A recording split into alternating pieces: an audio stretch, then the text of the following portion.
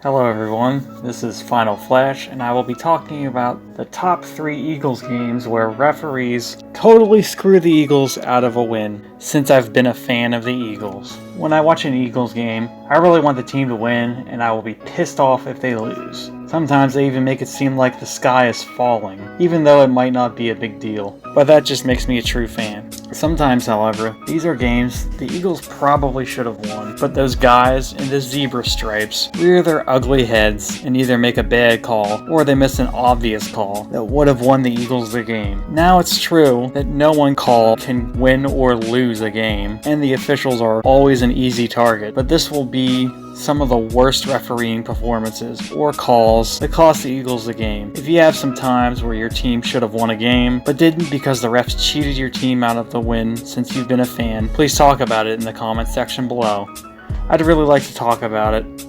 Okay, let's get into it. Probably the worst case of officiating bias occurred in Week 5 of 2016, when the Eagles played the Lions at Detroit. The Eagles were 3-0 and coming off of their bye. The Lions were 1-3 and coming off an embarrassing loss to the lowly Chicago Bears. The head referee in this game was Pete Morelli, and it began a long hatred for this man, which eventually led to Eagles fans writing a petition to make sure Pete would never ref an Eagles game again. This game was officiated so one-sided that the Eagles would be called for 14 penalties, and the Lions, only 2. I wouldn't go as far to say the penalties were all BS, but some of them were, especially in crucial parts of the game. It got so bad that, according to some, the officials barely knew who was on offense and defense. At one point, the referees were calling penalties on players who were sitting on the bench. They thought this was holding, but it wasn't. They proved they had no idea what a chop block was, because this sure isn't one. And before my piss comes to a boil, they thought this was a clean play. I mean, we all know Green-Beckham wasn't catching this even if he wasn't interfered with, but this was clearly pass interference. Finally, there's this play. On 3rd and 2, the Eagles had surpassed all odds and came back to winning 23-21. The Eagles would run a pitch play to Ryan Matthews, and Lions cornerback Darius Slay would force him to fumble, and the ball would be recovered by the Lions. However, under further review, you could clearly see that the ball was touched by the leg of center Jason Kelsey. By rule, this should have been dead, and there should have been no chance for a recovery. However, the vice president of officiating didn't see it that way.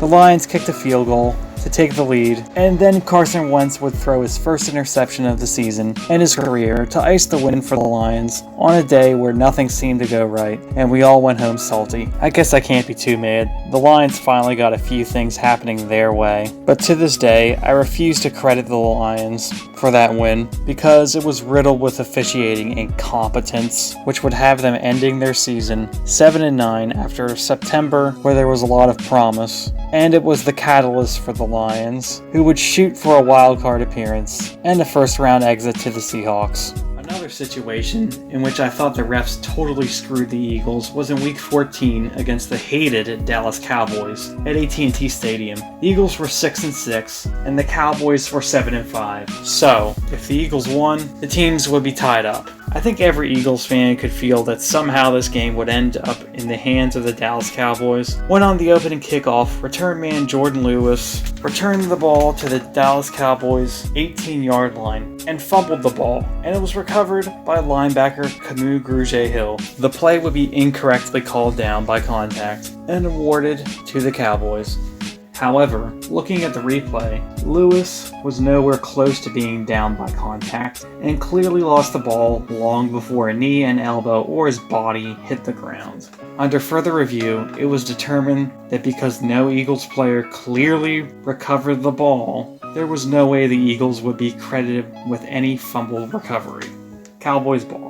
Here's the problem. You can clearly see Grugier-Hill, number 54, with both hands around the ball, and he was the player that came out of the pile with the ball. There wasn't a single Cowboy in the pile, so logic says an Eagle should have recovered it. How can people who do this for a living not blatantly see that? Are you blind? The Eagles could have gotten at least a field goal here, which would have been the difference in the game because it went into overtime. Another ridiculously awful call that occurred in this game that hurt the Eagles was on a 2nd and 10 play at the Eagles 25 with 2 minutes and 55 seconds left in the game. The Eagles tight end, ironically named Dallas Goedert, would catch a pass under extreme duress against Cowboys safety Jeff Heath, which would get to midfield and almost got his bell rung after a helmet-to-helmet hit by the Cowboys safety Xavier Woods. Then, after running 75 total yards down the field, Anthony Brown comes in and rips Dallas Goedert's helmet off. We all thought this would be a touchdown. The Eagles would be accepting a defensive holding penalty,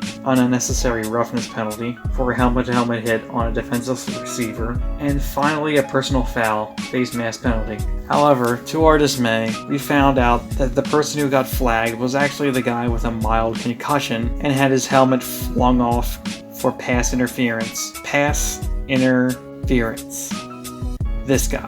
What was he supposed to do? Jeff Heath was all over him. The Eagles would eventually score on that drive, but come on, Stevie Wonder could do better than that. The Cowboys, however, would win the game 29-23 on this tip drill to Amari Cooper, which was nearly picked off and heck could have been returned for a touchdown, in my opinion. They would win the division and go to the playoffs, losing to the NFC champion Rams. The Eagles wouldn't do too horribly either, as they would also go to the playoffs, win a playoff game, and lose to Louisiana's NFC champion New Orleans Saints. While Cowboys fans will be the first to tell you, they had more penalties than the Eagles in that game, 6 more to be exact, and I won't say with 100% sincerity that if not for these calls, the Eagles would have won, because a fumble in the beginning of the game would have led to different outcomes throughout the game. But I speak for all Eagles fans when I say that it appeared to destroy the integrity of the game, and we will die on that hill. This hasn't been formally done, but this should be called the no clear recovery game because of the gross ineptitude of the referees, and I will stick to that story.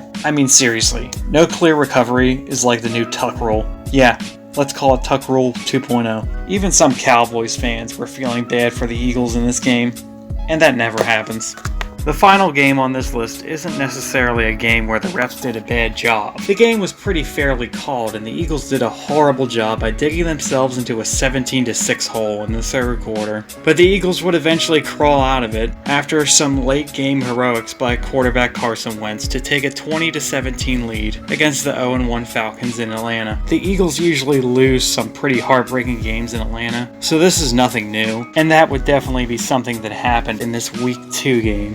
On 4th and 3 at the Falcons' 46-yard line, with 2 minutes and 20 seconds left in the game, the Eagles had to hold up. It was kind of cool because the defense definitely stepped up in forcing Falcons quarterback Matt Ryan to throw 3 interceptions to some of the lowest rated defenders you could imagine. Back to the play. The Falcons anticipated the blitz, so they set up a screen pass to Julio Jones. He caught the ball with blockers in front of him and ran 54 yards for the touchdown. Quick problem though. You can clearly see number 12 Mohamed Sanu block number 32 Rasul Douglas right in the back to push him away from Julio so that he would have an easy shot to the end zone. That is a clear and concise penalty, and it should have been called. It should have been 4th and 13, and unless the Falcons converted that, they would have lost. The Eagles did have a chance to come back, which was foiled by you-know-who.